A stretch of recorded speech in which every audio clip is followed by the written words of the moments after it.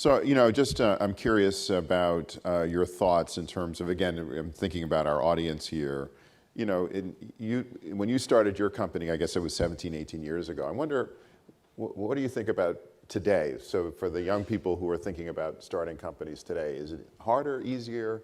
There is no greater time, I think, to be an entrepreneur, at least in the world of enterprise software. Or, I laugh a little bit with a little bit of fear in that laugh. And I'll tell you why. The paranoia.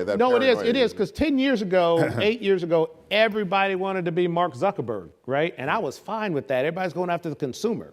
I'm like, great, all those big brains and smart minds going after those consumer businesses. Everybody left enterprise alone, right? Well, now everybody wants to be Mark Benioff, right? It's like, how do I serve the businesses? And how do I serve businesses? Just like, if you think about it, the bee example, okay, that's not a consumer business, that's business to business. How do I enable these beekeepers, okay, to be more effective in the job that they do? We need to talk about the pricing. I don't know who will come see me about that. She's right over there. Yeah, we're going to talk about that. My wife bought me a bee farm last Christmas.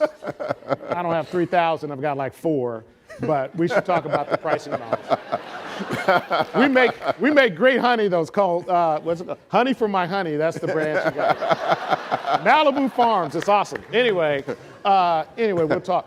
But if you start thinking about that whole dynamic of business to business, and you start to identify, the economic rent savings, $300,000 per, I don't know how many hives it was, but $300,000 savings per hive by minimizing the yield ratio. That is across every single industry. Yeah. Okay, because software is massively productive. We do a study, every once in a while. We did the last one about 4 months ago across 48 of our software, actually 35 of our software companies. The average ROI of the products we sell to our customers, this is our products to our customers, 707% ROI, payback less than 5 months. Think about it. I know we got pricing problems too. That's why we need to talk, because we just raised the price 4 times. I feel good.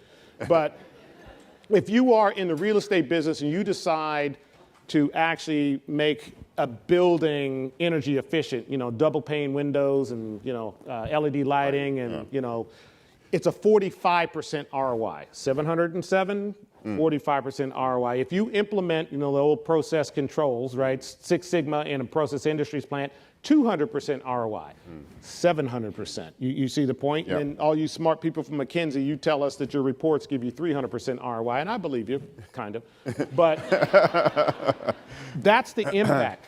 So what's actually, occurring is we actually have the ability to analyze what the savings is.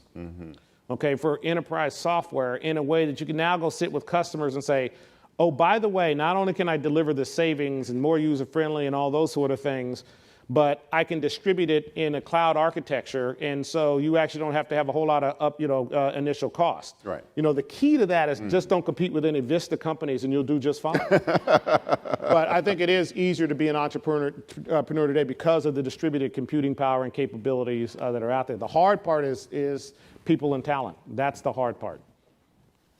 So just any final thoughts? I think we're just about out of time. Always hire a Cornell Chemie as your first, second, third, fourth, and fifth employee. No, I mean, listen, this is a wonderful time to be an entrepreneur. I think you're going to see over the next 10, 15 years, again, a dramatic shift in what are the companies of the future.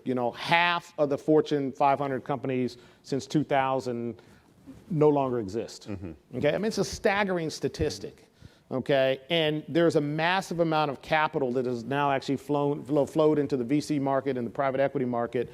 I think the last count was $963 billion in private equity of dry powder today. Okay. And if you think about it, there's been half the number since 1996 of publicly listed companies that are now still publicly listed. So if you think about it, it's the private markets that are fueling this growth. And those private markets have never been more open. They've never been more receptive to entrepreneurs and to people and companies who are changing the way business is done. So, like all things, I know you and I wish we were 25 again to start this over. We got to go with what we got now. But, if you are actually starting a business now, it is a wonderful time, I think, to embrace all the opportunity that's happening because of the dislocation, disruption, and the availability of tools. Yeah. Back in our day, you used to have to sign up to get computing power and a half hour at a time. You all get it anytime you want, day or night.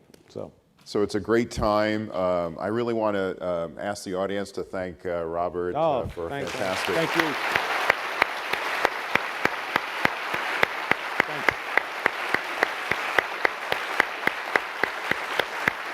Thank you.